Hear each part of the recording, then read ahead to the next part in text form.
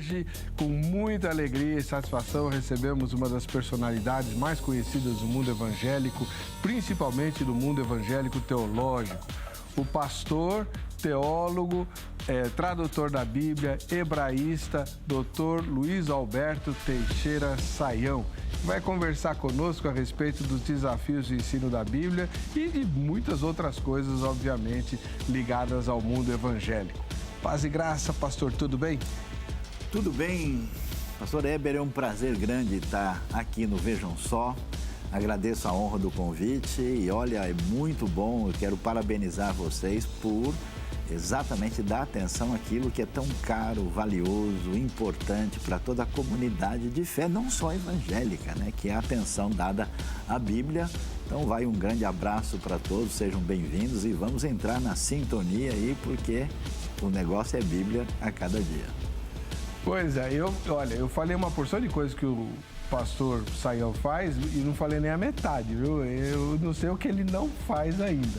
E entre os assuntos que vamos debater estão as diferenças, né, que para muita gente nem existem, entre estudar teologia e estudar a Bíblia, tá bom? Das duas coisas, o entrevistado de hoje entende soberbamente. Hoje o entrevistado é ninguém mais, ninguém menos do que o pastor Dr. Luiz Alberto Teixeira Saião, conhecidíssimo principalmente pelo fato de traduzir Bíblias. A primeira grande Bíblia que o revelou foi a NVI, aqui no Brasil, mas ele tem também a Bíblia de Estudos Brasileira, né? Almeida 21. Almeida 21, entre outras, né? Então, hebraísta de primeira grandeza, teólogo de primeira grandeza, e se você quiser fazer perguntas, é só mandar para nós aí pelo Instagram, tá bem? Pastor Saião, conta um pouquinho da sua vida para nós. O senhor já nasceu num lar evangélico? Léo, na verdade, não nasci num lar evangélico, mas tive a oportunidade de conhecer o Evangelho aos 12 anos de idade, né? Então eu tenho uma história um pouquinho diferente, né? Porque eu acabei não convivendo com meus pais naturais e vivi com um avô e depois com um primo meu cuja esposa era da igreja presbiteriana.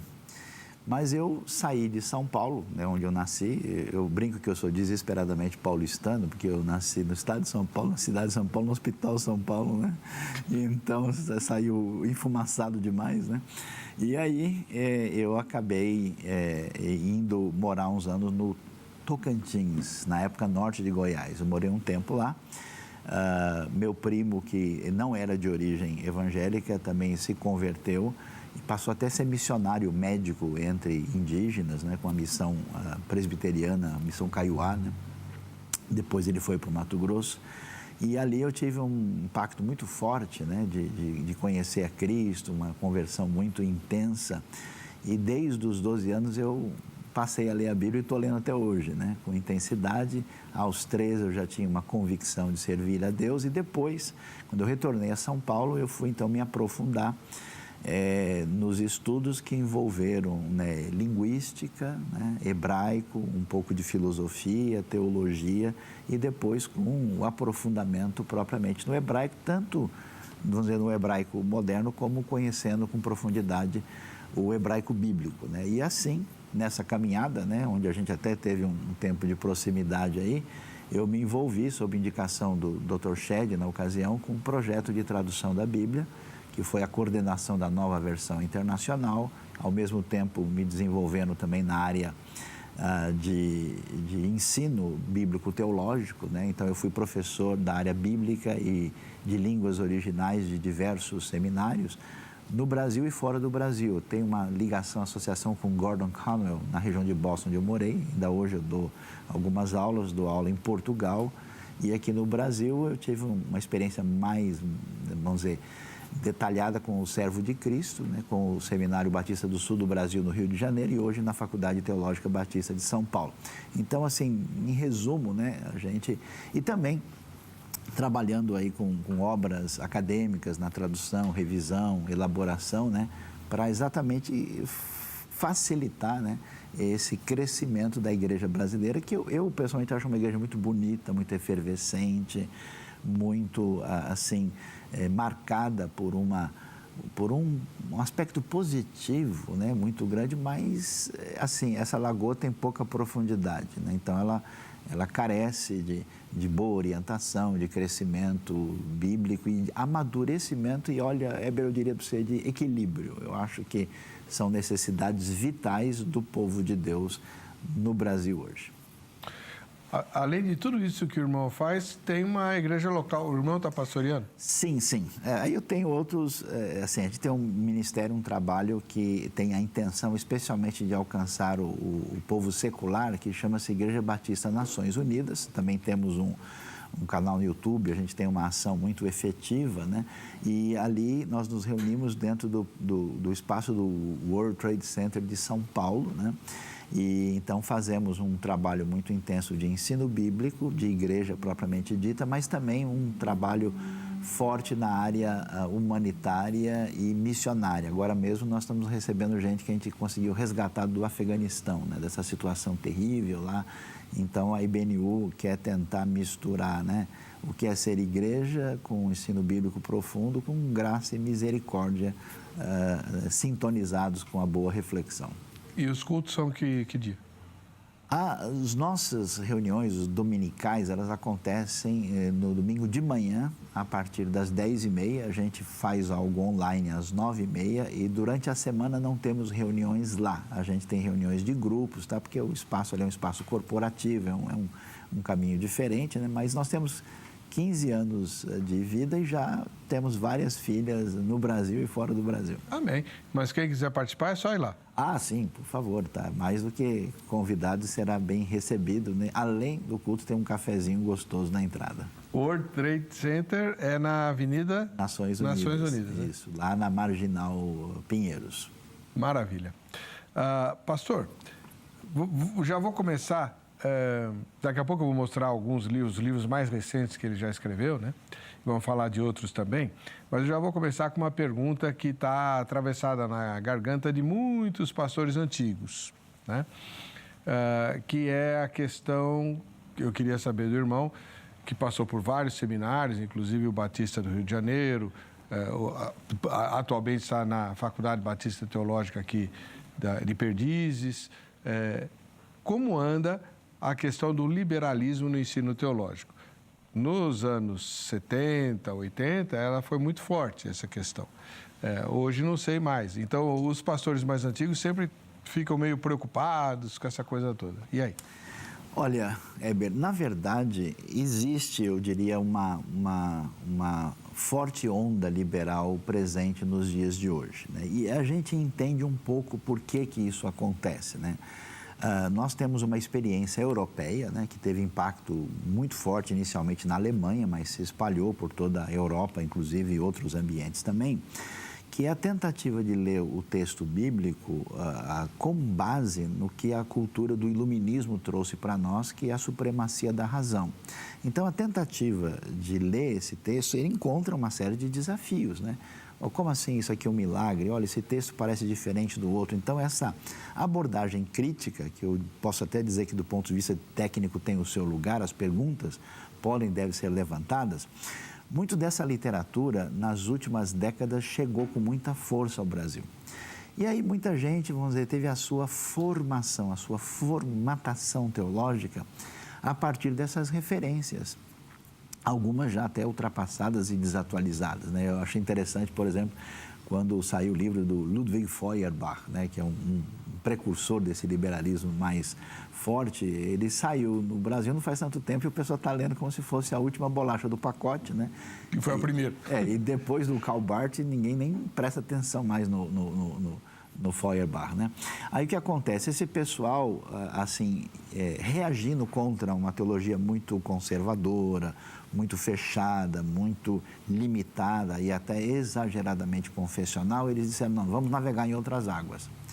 E aí foram, só que assim, a gente não sabe qual é o tamanho da nuvem que está lá na frente, né? Qual é o tamanho do buraco que vai aparecer lá. Então, algumas pessoas, eu diria assim, meio que seduzidas por um secularismo promissor ou um secularismo depressivo, né, que tem os dois, isso serviu como uma maneira de iluminar os seus estudos teológicos, mas isso não é promissor, isso não vai muito longe.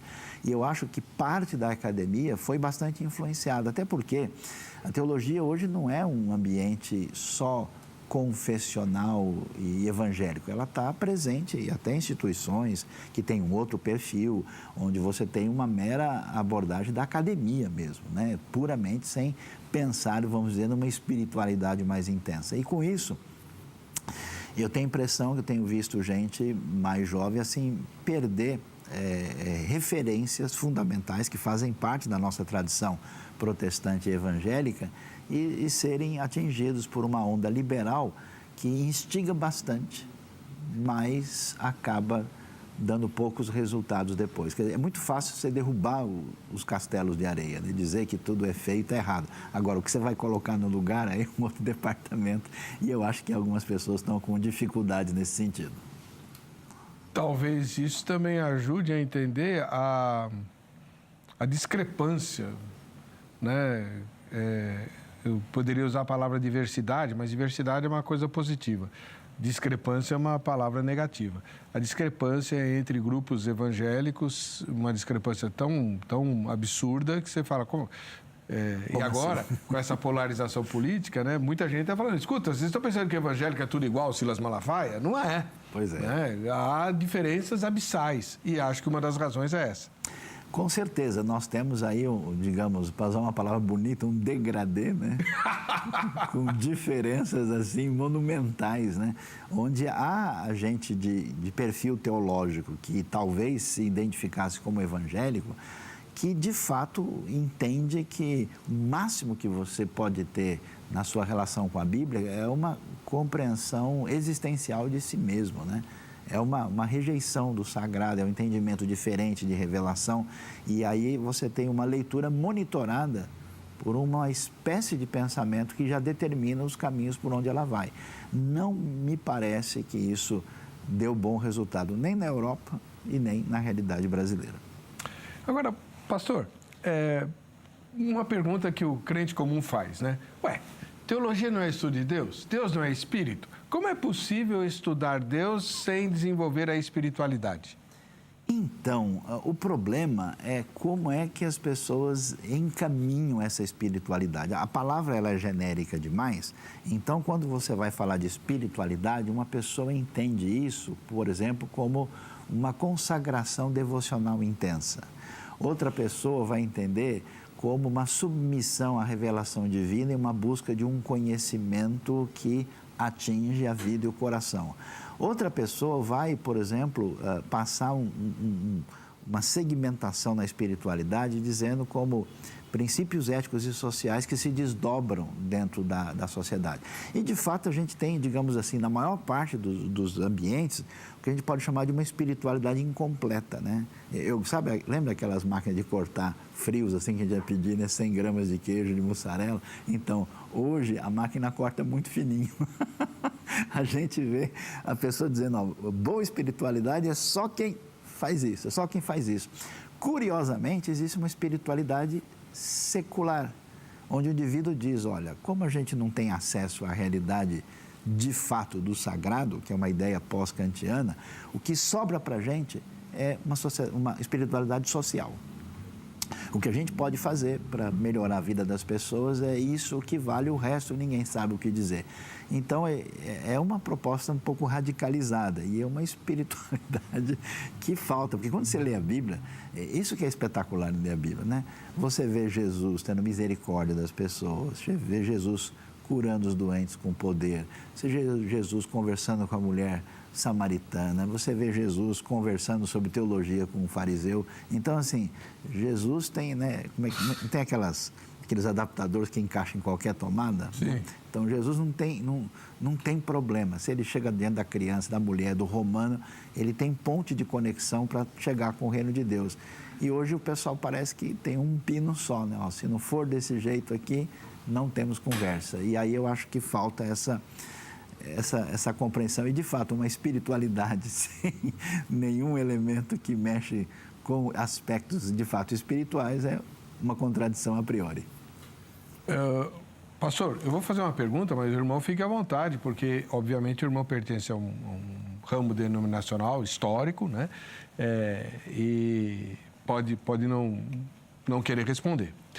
Eu tenho visto aqui no Vejam Só, que já tem mais de 20 anos de idade, uma coisa que me preocupa. Algumas denominações históricas, elas se engessaram demais em relação à doutrina que elas defendem. E não admitem nem sequer uma revisão, por exemplo, da Confissão de Fé de Westminster, que é do século XVII, né? Misericórdia. É muito antiga, né? Pertence a outro contexto. Enfim, mas não pode mexer. E, em parte, eu entendo esse medo de mexer para não abrir brecha para o liberalismo, né? Que era o grande dragão, ou continua sendo o grande dragão dos pastores de linha mais fundamentalista ou algo assim. Ou pietista, vamos chamar, de pietista. Esse engessamento todo e esse endeusamento todo do corpo doutrinário, que eu me recuso a chamar de teologia é mais do que isso, né? Não é severamente prejudicial? Às vezes eu fico me indagando, alguém no juízo final vai ser cobrado pela doutrina que ele adotava? Então, essa é uma tensão, pastor Heber, que precisa de ter tato e bom senso para compreender, né? A cristandade, ela se define a partir da revelação de Deus e, especificamente, a revelação bíblica, que é diretriz para nós. Então, todo mundo tem esse paradigma, né? Vamos, assim, fazer o corte aqui dentro da tradição protestante da Reforma, né? A gente tem um princípio que ninguém abre mão dele, que é sola escritura. Só que é o seguinte, é importante fazermos o exercício de reflexão na Escritura para chegarmos a um consenso fundamental. Até porque muita gente, por exemplo, não faz diferença, por exemplo, de entender que falar sobre a humanidade, a divindade de Cristo é uma coisa. Agora, se o batismo é com água quente ou água fria, se é com menos água ou mais água, isso está num outro patamar de importância. Então, a definição das coisas muito essenciais, por exemplo, eu acho difícil alguém dentro da cristandade falar, olha, eu não concordo com Niceia, não concordo com Calcedônia, né? Mas aí, quando a gente vai afunilando, nós temos as confissões históricas, né, que a gente pode falar do Westminster, de Augsburgo, ou declarações, por exemplo, da própria tradição batista, na qual eu estou inserido. Tudo isso tem importância e relevância e tem uma saudável atitude de ligação com os nossos irmãos do passado, que fizeram esse exercício e falaram, pessoal, isso aqui é importante. Mas tem dois elementos que a gente precisa entender aí e que é talvez um pouquinho mais difícil para o público que se identifica como conservador. O primeiro é que a maneira de apresentar certas coisas no passado, ela teve um perfil que hoje isso não faz mais sentido. E aquilo que eles fizeram não é porque eles eram virtuosos, é porque eles estavam inseridos num contexto. Por exemplo, você pega o famoso hino do nosso amigo Martim Lutero, Castelo Forte. Numa estrofe ele vai dizer, se temos de perder os filhos bem mulher, embora a vida vá. Hoje, os inários mudaram esse negócio de perder os filhos bens mulher. Primeiro que bens e mulher e filhos na mesma coisa é uma mistura um tanto quanto heterogênea. Então, mudaram, em vez de falar, tivemos que perder família. Por quê? Porque essa visão ela era muito centrada na figura apenas do homem e que não reflete nenhuma perspectiva bíblica geral da realidade. Então, algumas expressões, maneira de se colocar no século XV, XVI, XVII, eles não são eternos, não são palavras divinas e precisam, sim, de realinhamentos, no meu entender. E a outra coisa é que, assim, ainda que essa compreensão teológica seja importante, ela não é Bíblia, não é o livro 67, não pode ser colocado depois do Apocalipse.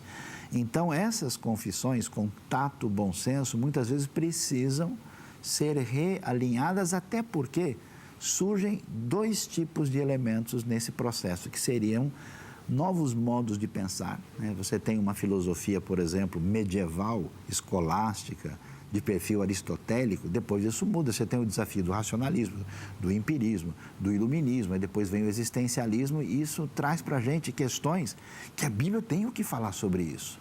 E será que alguma coisa ali não precisa ser ampliado, colocado sob perspectiva, ou pelo menos iluminar o que nós temos lá?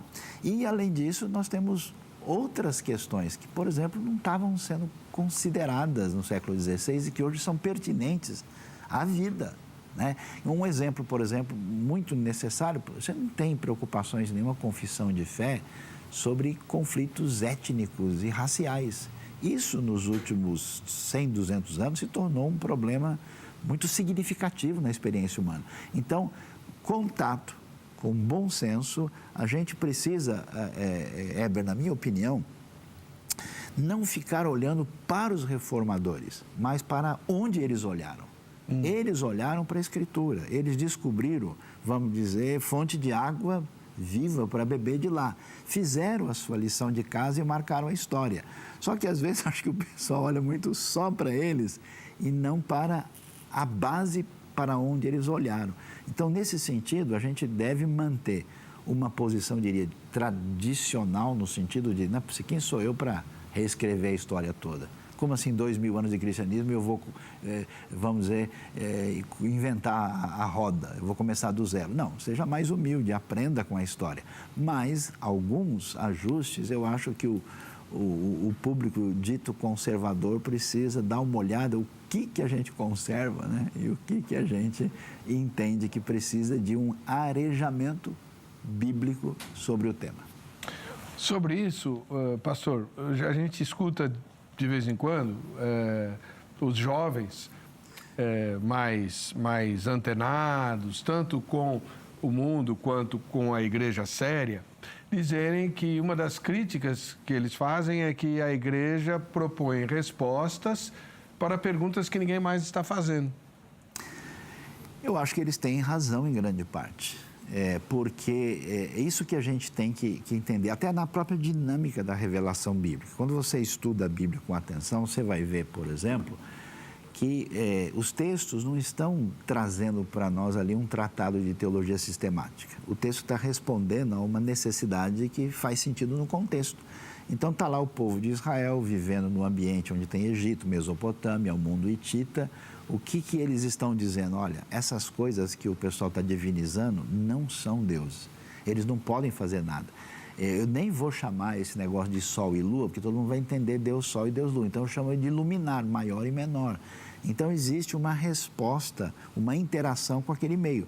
Quando você vê esse povo lá na frente, vê esse povo no período persa, eles vão responder outras perguntas. Por que o Novo Testamento trata tanto de demonismo? Porque é uma realidade que eles estão vendo no mundo greco-romano. Então você tem um contexto que levanta a pergunta.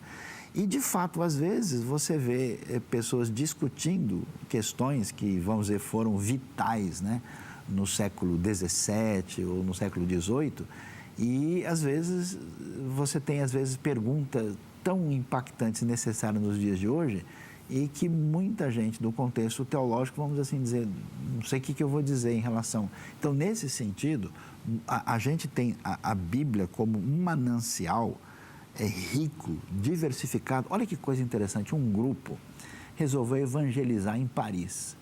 O que eles fizeram? Eles vão dar Evangelho de João para os franceses? Eles vão distribuir folheto? Eles imprimiram Eclesiastes. Uau! E aí a galera lá, tudo secular, existencialista e tal, leu o Eclesiastes e falou: nossa, que texto sábio. Que texto, de onde vem isso? Né? Quem foi o filósofo? De onde, né? Qual a literatura antiga? Não, isso aí não foi dito para eles que era tirado da Bíblia. Não, isso aí é da Bíblia, da religião, igreja. Como assim? A igreja pode perguntar essas coisas? Mas não é proibido? E o dogma, como é que fica? Aí a galera se despertou querendo saber, puxa, a gente quer conversar mais sobre esse assunto. É tipo Paulo no Areópago, né? Escuta, sobre isso nós vamos conversar depois a gente toma um café. Boa. E então, é isso que o pessoal precisa entender, como a riqueza bíblica tem condições.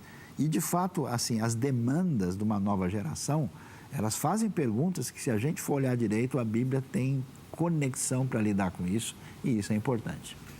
Um parênteses aqui, você que está, muita gente acompanhando a gravação ao vivo aí pelo Instagram, você pode mandar sua pergunta, aproveita a chance aí, senão eu vou fazer as minhas aqui para o pastor Sayão, tá? Eu vou sair satisfeito. Se você tem dúvidas, manda para nós aí pelo Instagram, @programa Vejam só. Pastor, o senhor acabou de falar de Eclesiastes e tinha aqui uma pergunta que eu anotei, inclusive em cima da matéria, né, que foi apresentada, lá no texto que a Denise leu, o texto do Zeca, fala que o saber ensoberbece, né? E Eclesiastes fala, não há limite para se fazer livros, né? E os antigos pentecostais, graças a Deus eles estão mudando, usavam isso e em mais o texto de Paulo, a letra mata, para condenar qualquer tipo de estudo. Eu me lembro que um cooperador da congregação uma vez me falou, hoje, e depois ele se tornou ancião e tudo, ele me falou assim, você prega, eu era seminarista, você prega o que você aprende na escola, que a gente prega o que o Espírito dá. E aí, pastor? Heber, a grande maravilha da tradição protestante ou evangélica, como a gente queira dizer, é que ela libertou o texto para ser lido e entendido. Porque nós temos dois outros caminhos que, em grande parte, ainda são usados como uma hermenêutica indevida, na minha opinião. Um é o caminho da autoridade inquestionável, que é uma herança medieval. Olha, se a autoridade lá, se a instituição que se declara como, né, a referência absoluta disser, ninguém pode dizer o contrário. Se você falar o contrário, né, o Galileu que o diga, esse negócio vai dar ruim, para falar no português bem de hoje, né? Então, tem muita gente que se comporta assim, eu preciso achar um papa, um orientador que pense por mim. E aí eu digo o que deve ser feito, o que deve ser crido, e ele fala e eu assino embaixo. Esse comportamento, ele não condiz com a natureza da própria revelação. E o segundo caminho é que a revelação divina é tão obscura, é tão fora do nosso alcance, que a gente só tem acesso à via mística. Então, eu preciso, né, de alguma maneira, entrar num transe diferenciado para que o divino me oriente. E a dificuldade com isso é, por que nós temos, então, uma revelação escrita? Por que nós temos 1189 capítulos com literatura tão bonita, com narrativas, com parábolas, com textos proféticos, apocalípticos, uma série de coisas interessantes? Então, a própria natureza do texto nos convida a um exame. E isso é muito importante. Eu estava na Alemanha e eu vi um quadro tão interessante dentro de uma das igrejas onde o Lutero pregou. E eu achei muito interessante que tem um quadro lá que mostra um indivíduo no ambiente medieval, assim, cheio de coisas assustadoras, e ele, né, assim, apavorado e com medo. E depois, do lado, aparece Lutero com a Bíblia aberta, com aquele olhar confiante, dizendo, com esse texto eu posso ter a apropriação adequada da realidade do mundo. Então, a palavra de Deus, ela nos liberta para nos tornarmos sujeitos ativos na história. Eu sou um indivíduo com liberdade, com responsabilidade. Por isso a tradição evangélica fez o quê? Levou as pessoas a estudar, a ler, a serem alfabetizadas. E agora o texto está diante de mim, eu tenho a responsabilidade e a liberdade de entendê-lo. A minha consciência ganha um perfil diferenciado. Então, isso é muito importante. Agora, o saber ensoberbece, Heber, desculpa, mas tudo ensoberbece a gente. A gente é ruim. O saião, jogar ele no mato, o mato devolve, não quer. Tá bom. Porque a gente é pecador. Então, eu conheço gente que não sabe nada e continua soberbo do mesmo jeito, né? Qualquer coisa que... Imagina, a gente tem coragem de dizer que Deus é brasileiro. Olha o Brasil, com todas as suas dificuldades, o brasileiro ainda fala, não, Deus é brasileiro porque aqui é o melhor lugar, né, que existe no planeta. Então, esse jeito de ser, você vai se orgulhar se você se achar o mais espiritual, se você se achar o mais estudioso, se você se achar o mais prático nos seus resultados. Então, o problema não está com o saber em si, mas está com a gente. Agora, qual é o desafio? O desafio é entender que esse exercício necessário de estudo, de respeito, porque o texto está em palavras que eu posso ler, entender e tenho a responsabilidade, ele precisa ser associado com o conteúdo dele. E esse conteúdo é um convite à alteridade, é um convite à humildade, é um convite à oração. Então, o problema não é o saber, né? O problema é quando esse saber está isolado e ele se fundamenta em cima do indivíduo. É a mesma coisa que comer. Arroz faz mal? Se o cara come 2 quilos de arroz todo dia, isso vai dar ruim. Mas vai o feijãozinho, tem que ir o ovinho, a saladinha, a coisa equilibrada. Então, a gente precisa entender, e de fato você tem razão. Alguns grupos, eu conheci grupos onde o estudo bíblico e teológico era oficialmente proibido, que era uma compreensão equivocada de que a letra mata.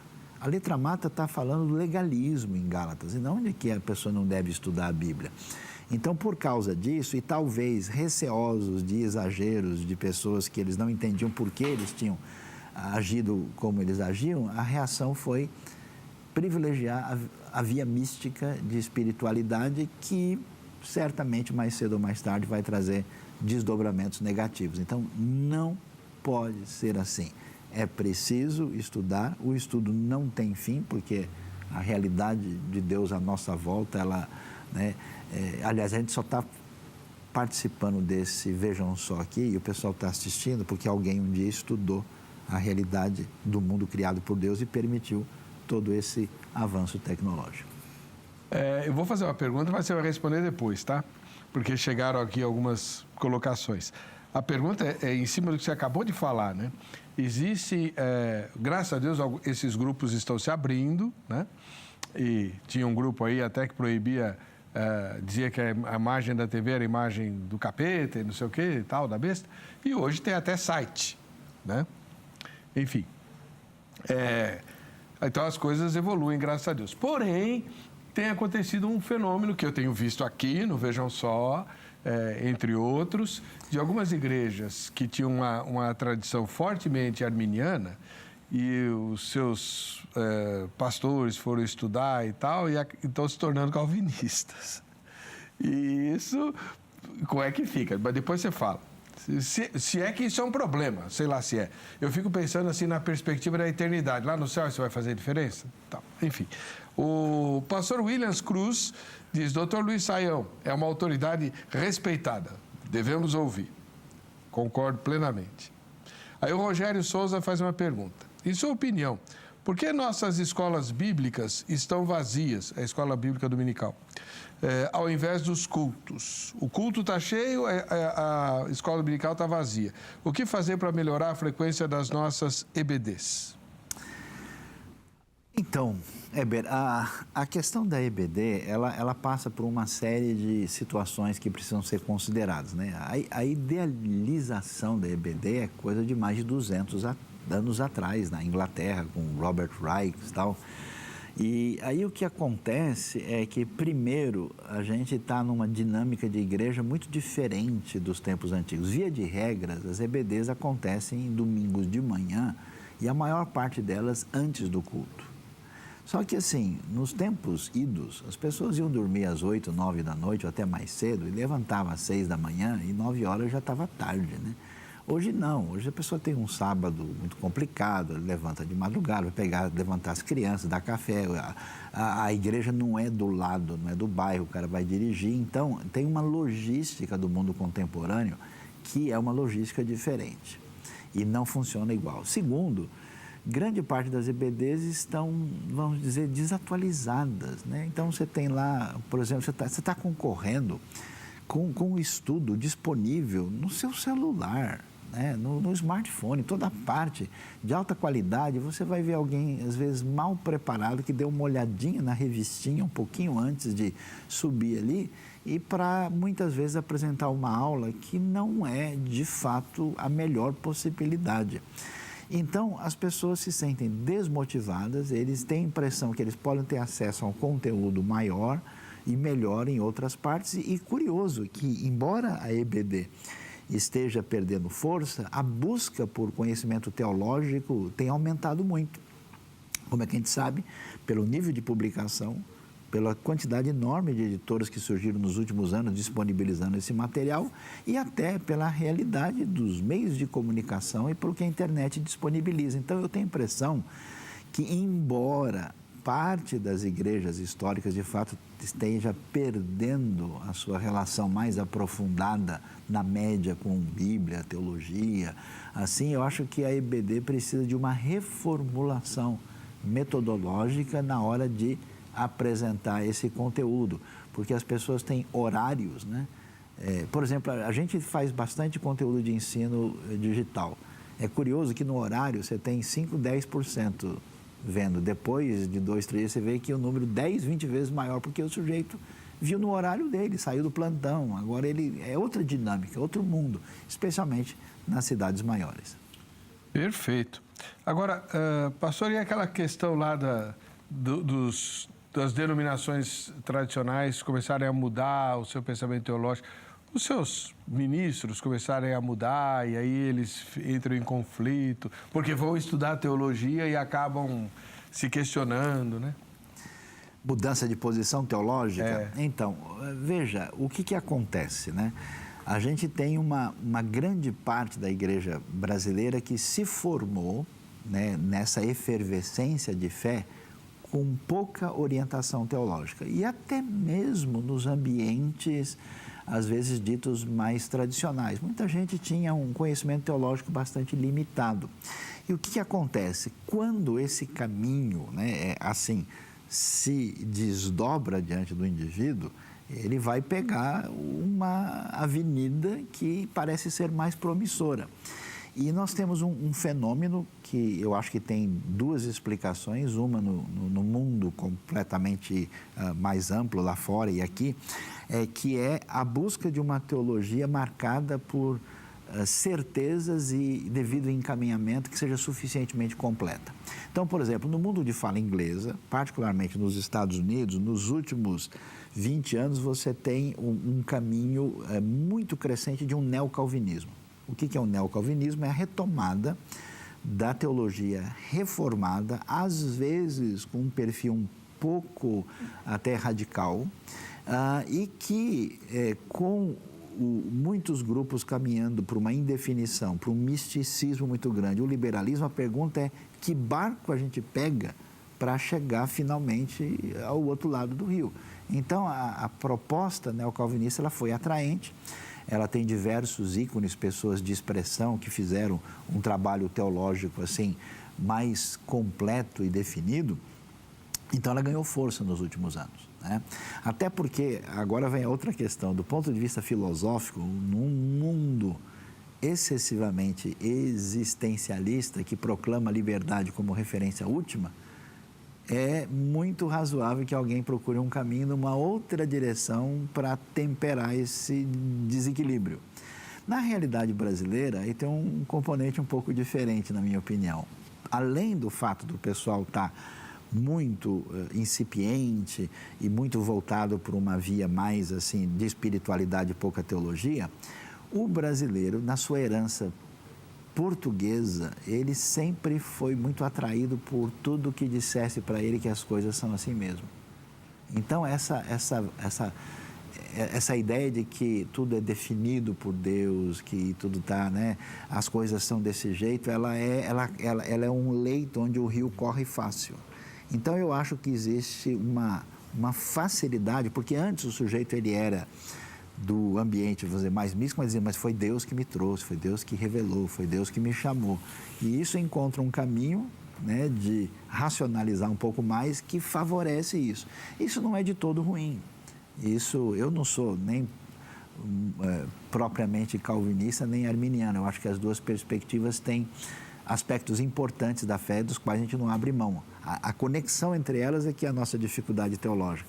Então, isso acho que explica esse caminho. Agora, Heber, é o seguinte, tudo bem, né? Até eu brinco, né? Eu acho que o indivíduo, né, se tornou arminiano por eleição, né? E o indivíduo é calvinista por livre-arbítrio, por escolha própria, né? Eu acho que isso é muito importante, e até cheguei a dizer que eu não acreditava muito no debate, porque se o calvinista fosse calvinista, mesmo, ele ia dizer: aquele cara arminiano, não vou nem falar com ele porque ele é assim, porque Deus já escolheu, predestinou ele desse jeito, não vou perder meu tempo para tentar mudá-lo, né? E também o arminiano falava assim: não, o cara quer ser comunista porque ele decidiu, eu vou ficar... Então, eu acho interessante, é bom o debate, a compreensão, mas hoje eu me preocupo um pouco porque isso ultrapassou o ponto onde você, na verdade, levanta uma bandeira de identidade pessoal numa relação conflitiva desnecessária, não é desse jeito.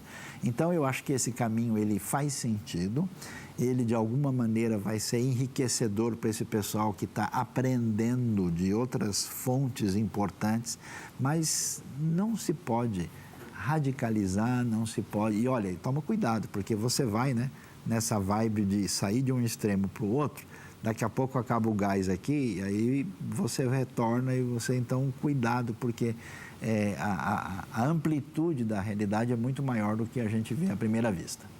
Eu penso exatamente assim. E, como eu disse, né, creio que essas questões que insuflam até hoje os debates aqui no Vejam Só, que o Zeca apresenta, não são relevantes para o reino lá no céu. Daqui a pouco a gente vai falar do reino, tem um livro aqui do pastor Sayão que eu vou mostrar já já. Mas antes, tem algumas perguntas que chegaram aqui, né? O Tiago André faz a seguinte pergunta. Em Gênesis capítulo 1, verso 24, quem é que fala? Deus ou Adão?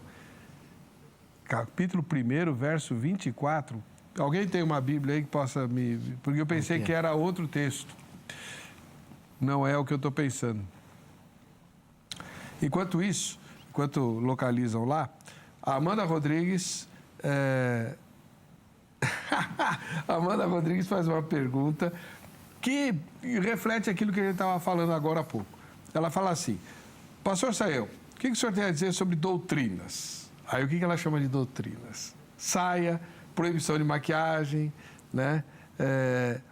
Isso é para manter, é uma forma de manter as pessoas na linha? Olha, na linha do trem? Isso que em alguns ambientes tem sido chamado de doutrinas, tem a ver com os costumes, né? Que alguns até redefinem como usos e costumes. De certa forma, ninguém está livre, né, de usos e costumes. Tanto é que a gente veio aqui vestido, né, a gente tem qualquer lugar que você entra, existe uma referência. Então, existe bom senso. Eu já vi, assim, coisas curiosas em igrejas, pessoas que estão presentes numa reunião, num culto solene, não muito diferente do que estariam na praia, né?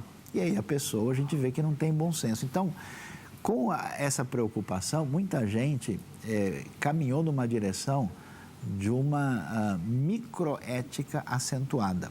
A dificuldade dessas coisas é que ela não lida com a questão vital que não está fora de nós, está dentro de nós. Então, se você tem sabedoria, bom senso e tem uma atitude responsável, o seu elemento externo vai estar em sintonia com isso, né? Quando isso não acontece, aí você tem comunidades que são extremamente restritivas. Eu soube de grupos que até controlavam a cor da roupa do indivíduo, né? Credo.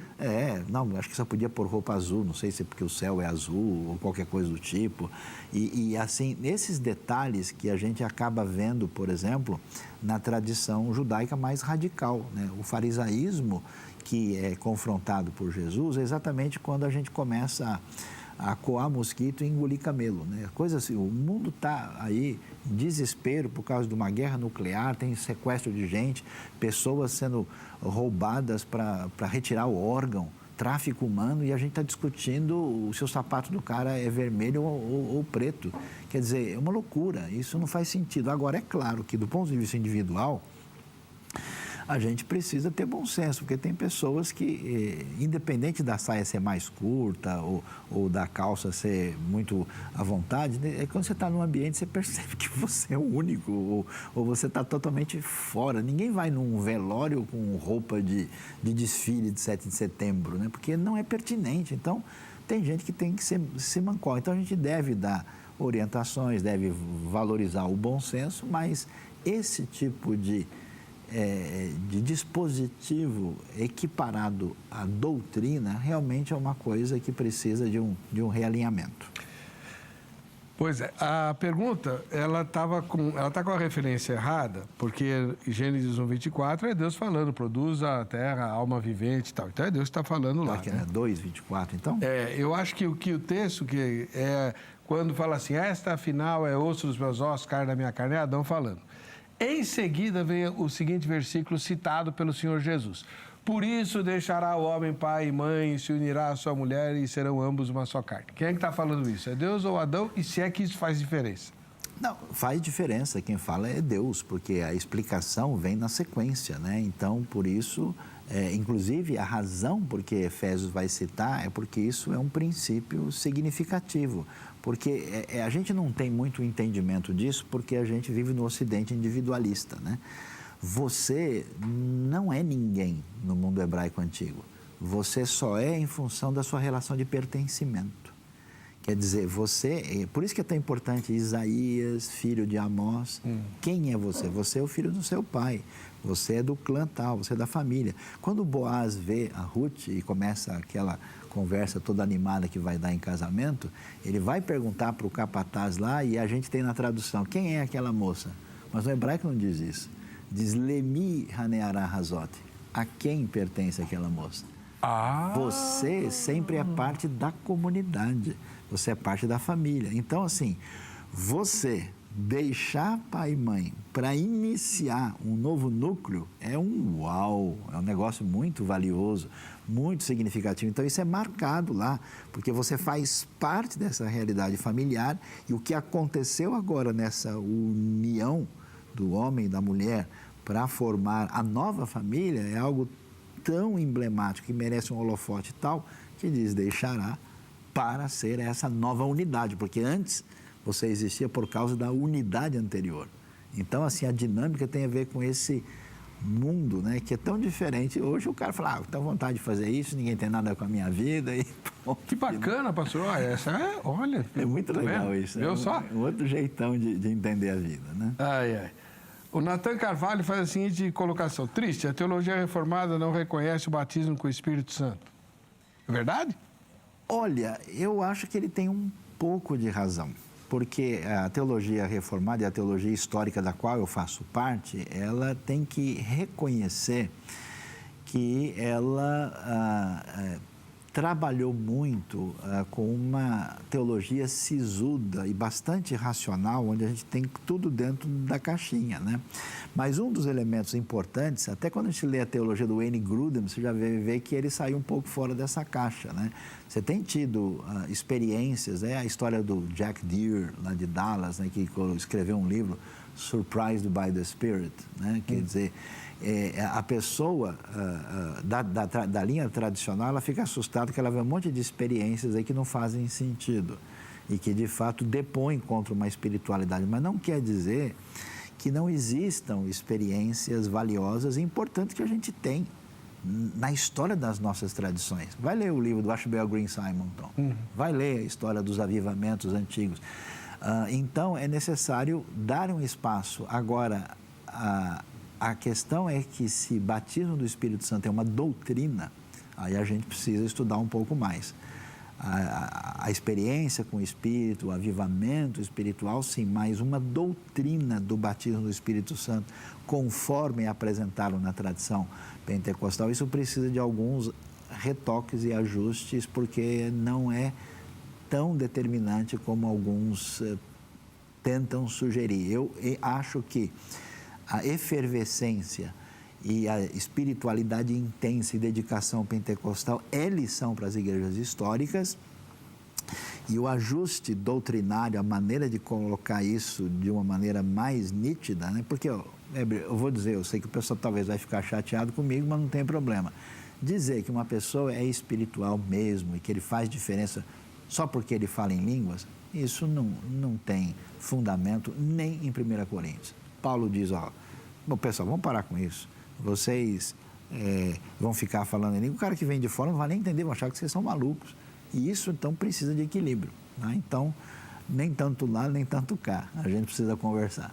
Agora, os pentecostais costumam dizer, em defesa deles, né, que em todo movimento de avivamento, ao longo da história, houve esquisitices, né? Coisas que talvez eu chamaria de aberrações. É verdade? Num certo sentido é, porque você vê em Atos, né? Olha, esses caras estão bêbados. É claro que uma pessoa que está feliz da vida, alegre, alguém vai olhar e falar, esse cara aí deve estar meio esquisito, meio fora do lugar, né? Mas o problema são dois, né? O primeiro é que toda esquisitice tem o seu lugar dentro de uma normalidade. Não, sério? Se uma pessoa, por exemplo, está dando risada, o cara está feliz hoje. Agora, se ele passa o mês todo dando risada, a gente precisa internar. Essa que é a questão. E segundo, é que também existem níveis de esquisitice. Uma coisa é a pessoa, por exemplo, chorar muito e se ajoelhar diante de todo mundo que não está fazendo isso e dizer, Deus, me perdoa, eu amo o Senhor, é uma coisa. Outra coisa é o indivíduo começar a puxar o outro com uma coleira e ele começar a uivar, dizendo que ele é um lobo, imitar cachorro, e começar a vomitar. Então, quer dizer, o que é esquisitice? Então, existem movimentos que se apresentam como referência de espiritualidade que você percebe, eu vou usar até uma expressão bíblica, um fogo estranho, um fogo profano, tem alguma coisa fora do lugar. E aí, nesse processo, a gente tem que ouvir a Bíblia de novo. A gente precisa ter discernimento de espírito. Não é porque você está falando de liberdade espiritual e agora qualquer doido pode fazer um monte de loucura e colocar nas costas do Espírito Santo, né? Esse negócio não é bem assim, não. O James, ele escreve assim: como fazer a tradução sem perder a essência de Deus?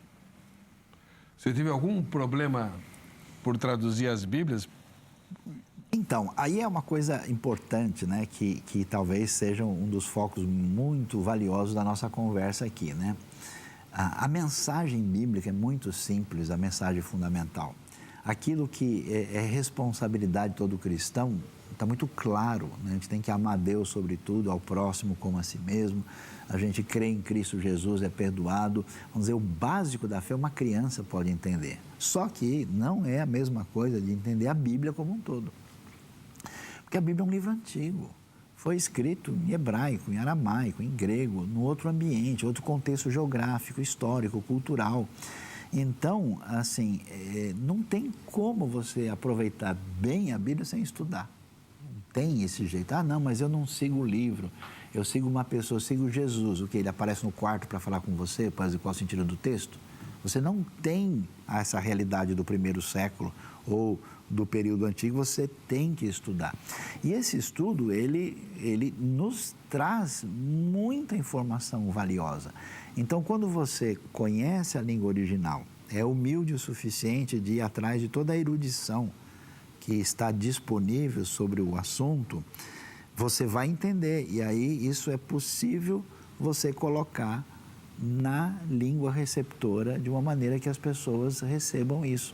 Então, assim, a tradução não perde a essência de Deus. A tradução não... Existem textos mais difíceis, existe texto que a gente tem uma ideia no original e quando vai colocar isso em português, fala, como é que eu vou dizer esse negócio aqui? Existem desafios, mas a gente tem tantos comentários bíblicos, tantos manuais bíblicos disponíveis, tem tanta coisa boa, tantas bíblias de estudo e muitas recomendáveis, quer dizer... Eu acho que o nosso tempo nunca vai ter desculpa de poder reclamar que não tinha como entender as coisas, porque tem muita coisa realmente útil e válida, importante para a gente entender o sentido do texto. Então, mas isso é verdade, e a gente tem que ter esse foco. Agora, de vez em quando, a gente trupica em alguns textos de difícil entendimento, inclusive no Novo Testamento. Né? Um deles, que até hoje eu não consegui entender direito, por que o apóstolo Paulo fala que a mulher tem que tomar cuidado com o cabelo por causa dos anjos? Primeiro, ele está se referindo a alguma lenda judaica ou alguma coisa que a gente, cristão, não conhece? O que ele está falando? Por que ele põe anjo naquela história? Então, existem textos em que a pesquisa literária, linguística, contextual, histórica, geográfica trazem muita luz e eles se tornam textos fáceis de você entender, olha onde é que ele quer chegar. Alguns textos, eles são difíceis por uma série de razões. Às vezes o nó é linguístico, às vezes o nó é histórico. E esse é um texto que a gente reconhece como um texto difícil de entender, né? E os estudiosos, eles vão para perspectivas um pouco distintas entre eles. Uma das questões curiosas, que aliás aparece em 1 Coríntios com força, é essa ideia da presença dos anjos no culto, quando a comunidade está reunida. Até essa ideia, por exemplo, até no original, quando fala lá de vocês buscarem dons espirituais, o grego traz só pneumatikóis, né? Buscarem os espirituais. Porque a ideia é que esses dons, de alguma maneira, são ministrados ou trazidos pelos espíritos que são anjos. Esses anjos estão presentes. Então, parece ser a ideia de que quando você está em culto adorando a Deus e você está numa dimensão desse contato do reino vindouro com o reino presente, do reino dos céus, com o reino de Deus aqui entre nós, então, de alguma maneira, nesse ambiente espiritual invisível, os anjos estão presentes. E aí, a interpretação que parece fazer sentido é aquela ideia de que o problema não é o véu nem o cabelo da mulher. O problema é o significado que isso tem naquele ambiente, naquele contexto. O fato da mulher, talvez porque Corinto lá, eu tive a oportunidade de ver várias vezes o famoso, Acro Corinto, onde estava o templo de Afrodite, todo aquele ambiente pagão, com todos os desdobramentos assim peculiares. O fato da mulher, por exemplo, cortar o cabelo, ou rapar a cabeça, ou recusar o véu, era uma atitude de enfrentamento, de confrontação da ordem mínima social razoável. Então, se elas fizessem isso, a interpretação sugere que os anjos, que sabem o que é rebelião contra Deus, eles falam, nossa, o que está acontecendo aqui? Porque aquilo tinha um símbolo diferenciado naquele ambiente. Essa é uma possibilidade de entendimento, mas assim, é complexo e é um texto difícil. E isso é importante por quê? Porque quando a gente descobre isso, a gente tem que primeiro prestar atenção que não é assim que a palavra de Deus é simples, que você pode pegar qualquer texto e fazendo de qualquer jeito. Não, toma cuidado. Segundo, se você entender errado certos textos e complexos, você pode fazer loucuras. Por exemplo, se a tua mão faz pecar, corta. Jesus falou na Bíblia, o que está escrito literal é literal. Então, você não cortou por quê? E como é que a gente sabe que não é para ser literal? Porque os discípulos não cortaram. Então, porque muita gente faz loucura em nome de Deus, Como é que a Inquisição se estabeleceu? Força-os a entrar. O texto é pertinente, não é isso que o texto está querendo dizer. Então, esse uso... E a gente tem que tomar um certo cuidado que quando um texto é complexo, a gente tem que pegar mais leve. Não elevar isso a uma exigência, não fazer com que a minha interpretação seja determinante sobre o outro. É um assunto que a gente não sabe o suficiente e está em discussão. Quem sabe amanhã se acha um documento, se descobre alguma coisa que traga mais luz sobre como é que se entendia essa realidade espiritual no mundo de Corinto do primeiro século.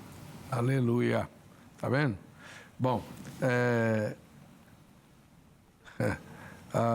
a Josiane está perguntando, o senhor acredita que o estudo bíblico seja uma das razões da decepção com o formato da igreja atual e como vencer estas questões para permanecer congregando? Ósculo Santos para a Josiane. Pergunta muito boa, E aí a gente precisa entender que um dos problemas que as pessoas enfrentam quando eles fazem estudos e estudo bíblico é ter um viés excessivamente negativo e com essa proposta permanentemente corretiva. A Bíblia não traz só uma postura que você é o profeta que bate no mundo. Ela fala para você se alegrar. Ela diz um monte de coisa, igual por exemplo, porque você vai ler o Apocalipse, todo mundo morrendo, o Apocalipse foi escrito para consolar, foi escrito para dar esperança, foi escrito para comemorar. Está vendo o que vocês estão vendo no Império Romano? Vai acabar. Um dia o rei vem e a gente vai estar num outro patamar, é mudar a visão. Então tem gente que quando se torna sério estudioso da Bíblia, ele ressalta os aspectos negativos, pega a chibata e sai arrebentando em tudo, entre aspas, que está errado. Heber, a gente sempre esteve errado. Saião, você acredita na igreja? Acredito porque os cristãos estão tentando destruir há 2000 anos e até hoje não conseguiram. Essa é boa. Essa foi forte. A gente só faz bobagem. Então, a gente deve questionar e ver o erro, sim, mas como? Com amor. Uma coisa é você ver a igreja como algo externo a você, que você é a última Coca-Cola do deserto, você se acha o tal, dizendo, tá vendo, isso aqui, parará. Outra coisa é você a igreja como família sua. E é claro que o pessoal vai ter imaturidade, vai ter equívocos, mas a gente, se Deus tem paciência comigo, como assim eu posso negar isso aos meus irmãos? É claro que o estudo bíblico aprofundado vai revelar para a gente, primeiro, um monte de problema na minha vida e vários problemas na comunidade. Claro, pode chegar num ponto que a comunidade, eu ouvi dizer um dia que num ambiente aqui no estado de São Paulo, alguém disse, olha, aqui nesse grupo dizem que Jesus já voltou e ele está aí com eles. Bom, aí passou da conta total. Não tem como eu ficar numa comunidade em que os caras dizem que o indivíduo que está lá dentro é o próprio Jesus. Mas eu preciso ver... Olha que coisa... Você falou uma coisa para mim que eu fiquei pensando aqui quando você mencionou. Havia algumas denominações no passado que eram radicalmente contra o estudo bíblico e diziam que isso era ruim. Eles mudaram, porque amadureceram, porque cresceram, porque aprenderam, porque viram a posição radical. Então, a gente vai perceber problemas, mas não dá para tratar tudo a ferro e fogo. Se você viu dificuldades no seu contexto, no seu ambiente, e isso não compromete você eticamente, não compromete teologicamente de uma maneira irreparável, tente ajudar. Né? Eu sou uma pessoa meio estranha, né? E várias vezes algumas pessoas vieram me questionar porque eu costumo ter condição de ir compartilhar a palavra com irmãos presbiterianos, batistas, pentecostais, neopentecostais, de todos os grupos. E algumas pessoas falam, peraí, você tá se desviando, está fazendo... Como assim? Né? Se esse pessoal, como você disse, vai estar na eternidade comigo, por que uma diferença menor entre a minha pessoa e eles deve ser um negócio tão irreparável assim? Então, assim, nunca... Sabe que uma coisa legal que eu descobri? Eu visitei a China, né? O interior da China, e vi a igreja lá. Rapaz, eu chorei, cara, porque eu vi aquele pessoal... Eles não sabem nada dessas bagunças que a gente criou por aqui. Eles sabem que Jesus é o Senhor, receberam Jesus e querem ler a Bíblia. Eles não sabem o que é ser batista, presbiteriano, pentecostal, neopentecostal. Eles estão numa outra situação porque eles estão focados no que é mais essencial. Qual o desejo deles? A gente precisa contar isso para todo mundo. Mesmo com tanta falta de conhecimento, eu acho que tem algumas coisas que a gente precisa tomar um pouco de cuidado nessa nossa caminhada. A Gidiane Corren, ela pergunta qual é o idioma de Adão e Eva e diz que lá no Japão estão acompanhando o irmão. Você conhece ela, né? Conheço sim. Um abraço aí para os nossos queridos do Japão, a gente esteve lá algumas vezes, né? E uma grande alegria aí ter sintonia com vocês também. Olha, Heber, a gente não tem nenhum texto, nenhuma referência, nada concreto que nos permita saber a língua de Adão, a língua original da raça humana. Assim, eu entendo um pouco a pergunta porque existe no contexto da tradição judaica e hebraica uma coisa curiosa que vem da tradição mais mística, né, que diz o seguinte: se Deus, quando cria o mundo falando, quando ele fala, ele necessariamente tem que falar em sintonia com o texto. Então, eles dizem, ele falou em hebraico, né? E falou em hebraico, e até a brincadeira, que às vezes em alguns lugares é levada a sério, é que antes dele começar a falar, precisava ter o alfabeto hebraico antes, para poder sair as palavras, né?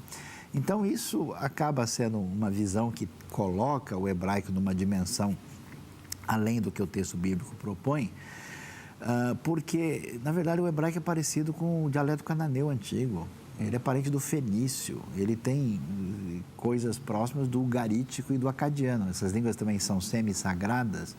Então, existe um pouquinho de exagero e o pessoal nem sabe que existe um caminho do hebraico, né? Você tem pelo menos 4 tipos de hebraicos, do hebraico bíblico até o hebraico moderno. E mesmo no hebraico bíblico, você não tem um hebraico tão uniforme assim. Existe uma... E eu sei que é interessante, mas a gente não sabe. Se a gente for falar do ponto de vista da pesquisa bíblica, a pesquisa linguística mais antiga, o pessoal vai dizer que lá atrás, pelo menos no eixo do Antigo Oriente Próximo, havia uma coisa chamada proto-semítico, que seria a língua mais antiga da região, que é uma língua hipotética, que a gente não tem documento nenhum. Então, a resposta é que a gente não sabe qual era a língua de Adão e Eva. O que a gente tem é o registro da revelação no hebraico bíblico para o nosso entendimento. O Josiel diz que se a pessoa cumprir os 2 mandamentos que Jesus deixou, né, o sentido da Escritura passa a fazer parte dessa pessoa, mesmo que ela não seja estudiosa. O senhor mencionou, né, pastor, que esses 2 mandamentos, mas a vida cristã não se resume a apenas isso, ou se resume? Então, é importante todo mundo entender que não é para todo mundo ser estudioso. Por isso existe um dom ligado a ser pastor-mestre. Quer dizer que os outros não vão ser. Da mesma maneira que a pergunta é, você come todo dia? E nem todo mundo que come precisa ser nutricionista ou mestre em gastronomia. A gente precisa ter a sensibilidade para comer adequadamente. Então, claro que nem todo mundo, para ser um bom cristão, precisa ser um mega professor de teologia. Não existe esse elitismo no Novo Testamento, na proposta bíblica. Agora, tem que entender o que Jesus está querendo dizer, né, quando ele vai falar sobre amar Deus e amar o próximo, né? Porque Jesus está sendo acusado de que ele está rompendo com Moisés, de que Jesus está dizendo uma coisa e Moisés está dizendo outra. Ele falou, vocês não entenderam nada.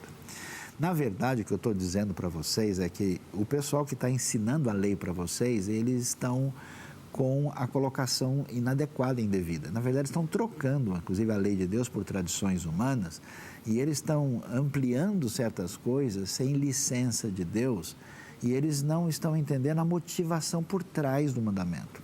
E aí a tradição judaica, estudando a Torá, ela reconhece 613 mitzvot, mandamentos. E aí o que Jesus diz, olha, se vocês forem estudar a própria lei de vocês, vão descobrir que no texto lá, né, de ouve, ó Israel, Shema Israel, Adonai, Eloheinu Adonai Echad, está dizendo, amarás o Senhor teu Deus. Então, eu não estou, assim, inventando a roda. Isso é a vontade divina desde o começo, amar Deus. E ele cita outro texto de Levítico 19, que você deve amar o próximo como a si mesmo. Então, o que ele diz? O texto de Mateus vai dizer, literalmente, que todos os mandamentos estão dependurados nesses 2. Assim como os 10 mandamentos, é um resumo dessa diretriz divina para a vida dos 613, os princípios que governam tudo é amar Deus e amar o próximo. Então, a pergunta que a gente faz é a seguinte, se eu for pregar domingo em algum lugar, essa pregação reflete amar a Deus e amar o próximo? Se eu for fazer qualquer coisa, o princípio que governa é qual é a minha motivação. Claro que nenhum de nós vai amar a Deus com perfeição, e muito menos ao próximo. E então, esse é o exercício, essa é a diretriz para onde o Espírito de Deus vai nos conduzir. Isso vai contra o que é a ideia do legalismo, porque o legalismo diz o quê? Não, eu fiz, eu cumpri o mandamento. Por exemplo, é correto alguém furar o corpo de outra pessoa? Depende. Não. Se for para matar, não, mas se for um cirurgião, tá vendo? A intenção é diferente. Então, existe muito esse negócio, eu posso usar o chapéu virado para esse lado, a camisa roxa é bíblico, eu posso, né, usar o sapato com salto de tal tamanho. Quer dizer, quem está fazendo essa pergunta não entendeu onde é que está o ponto da coisa. Então, por isso que 1 Coríntios vai dizer que quem ama tem cumprido a lei, porque esse é que é o negócio. Então, o que você quer quando você, por exemplo, critica uma pessoa? É descarregar sua raiva? É detonar o cara ou ajudá-lo? Essa é o foco, né? Você vê como esse negócio é complicado. Na tradição de discussão sobre isso em Israel, teve um grupo de judeus assim meio fora da caixa que resolveu criar porco lá em Israel. E isso, pela tradição da kashrut e da coisa, não é permitido. Aí os religiosos brigaram e reclamaram porque não podia fazer isso. Aconteceu lá na região do Vale do Jezreel. E aí houve aquela questão, os caras não podem fazer isso, aqui nós temos a Terra Santa e aquele negócio todo, e um querendo, não, mas nós somos livres, fazemos o que a gente quer, a gente não pensa assim. No fim, sabe qual foi a solução? Botaram um tablado de madeira, falando, pronto, o porco não está na terra. Ai! Não, isso é piada, né? Não exatamente, é igual tipo advogado olhando detalhes num contrato, né? Você não, olha aqui, ó, nesse ponto aqui, então esse caminho, ainda que ele seja assim, né, elogiável do ponto de vista da objetividade no detalhe, ele pode trair a coisa mais importante, que é aquilo que os próprios judeus conhecem, chamado kavaná. Qual que é? A intenção. Que intenção está por trás disso? Francamente. Bom, infelizmente nosso tempo acabou, então eu vou fazer agora, vou dar uma de malandro aqui e fazer no ar 2 convites para o pastor Sayão voltar 2 vezes, uma para cada vez, falar de um dos livros que ele escreveu. O mais recente deles é sobre o problema do mal no Antigo Testamento, um assunto quase tranquilíssimo, né? Por como é que Deus, sendo bom, permite o mal e tal. E é uma exegese do livro de Abacuque, né? Então, o pastor Sayão está convidado, ele marca a data e ele vem aí para a gente falar sobre o problema do mal no Antigo Testamento. E num outro dia, ele vem para falar sobre o Sermão do Monte, a chegada do reino, que é um texto, além de ser, obviamente, fundamental para a fé cristã, também introduz aspectos importantes sobre esse negócio do reino. O reino já começou, o reino vai vir, ele é pré-milenista, pré-tribulacionista, o que ele é e tal. Então, 2 vezes, viu, pastor? O senhor marque 2 datas. Obrigado, agradeço a honra. Para a gente vir aqui explorar estes livros aqui. Sayão, muito obrigado, Deus abençoe e aguardo você brevemente para mais uma aula espetacular. Obrigado, Heber. Quero cumprimentar, né? Aí agradecer a oportunidade e mandar uma saudação para todos os nossos queridos e também recomendar aí, né? Se quiserem nos seguir no nosso Instagram, né? Também no Instagram de viagens bíblicas que a gente faz, a gente está aí à disposição para servir e que Deus abençoe o Vejam Só e o seu trabalho aqui que faz com que as pessoas venham a refletir e a crescer, né? Nessa caminhada da fé cristã. Amém. Deus abençoe.